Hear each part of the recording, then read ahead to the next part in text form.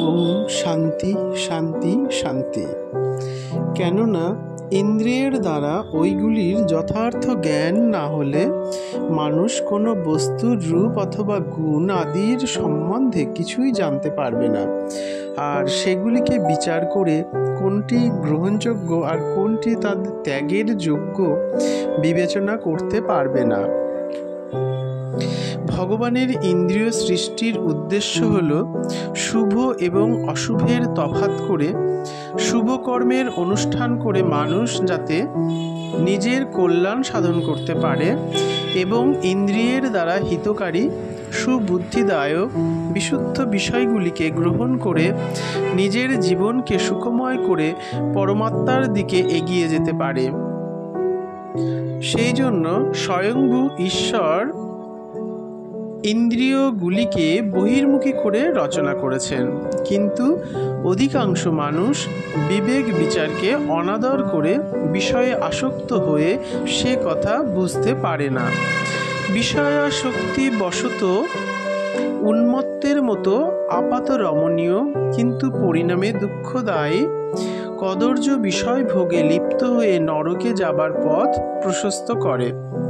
ঈশ্বরের চিন্তা ভাবনা করার কথা তার মনে পড়ে না।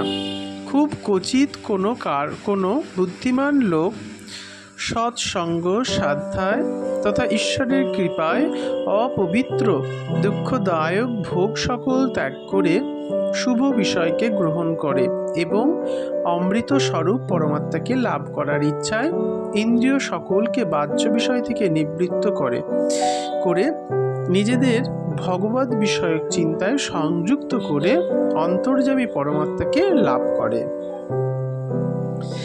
যারা বাহ্য বস্তুর চমক ও আপাত সৌন্দর্য দেখে তাতে আসক্ত হয়ে সেটি হস্তগত করার চেষ্টায় এবং তারই ভোগে মত্ত থেকে এই দুর্লভ এবং অমূল্য জীবন শেষ করে দেয়, তারা মূর্খ।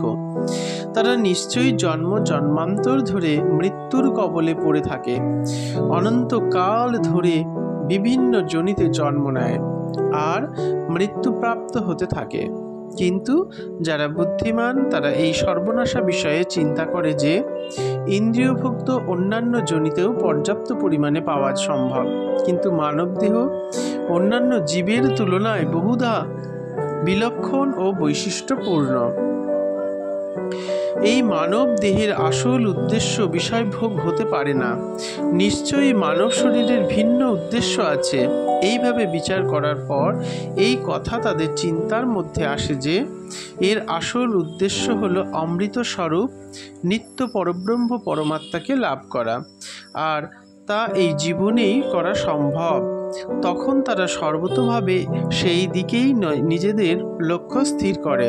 তারা এই নশ্বর জগতে ক্ষণিকের ভোগসুখকে লাভ করার ইচ্ছা বিসর্জন দিয়ে এর থেকে সর্বতোভাবে অনাসক্ত হয়ে দৃঢ় চিত্তে পরমাত্ম লাভের সাধনে ব্রতী হয়। যে পরমেশ্বরের দেওয়া জ্ঞান শক্তি দ্বারা মানুষ শব্দ স্পর্শ রূপ রস আর গন্ধাদি সর্বপ্রকার বিষয় এবং স্ত্রী সম্ভোগ আদি সুখ অনুভব করে, সেই পরমেশ্বরের দেওয়া শক্তি দ্বারাই এই সকল বস্তুর ক্ষণস্থায়িত্ব দেখে বুঝতে পারে যে নিশ্চয়ই এমন কোনো জিনিস আছে যা অবিনাশী এবং চিরস্থায়ী। বিচার বিশ্লেষণ করে এই ধারণা আসে যে সকল পদার্থই প্রতি মুহূর্তে বদলাচ্ছে, ফলে সবই ক্ষণস্থায়ী। এই সমস্ত কিছু পরম কারণ একমাত্র পরমেশ্বরই নিত্য বস্তু।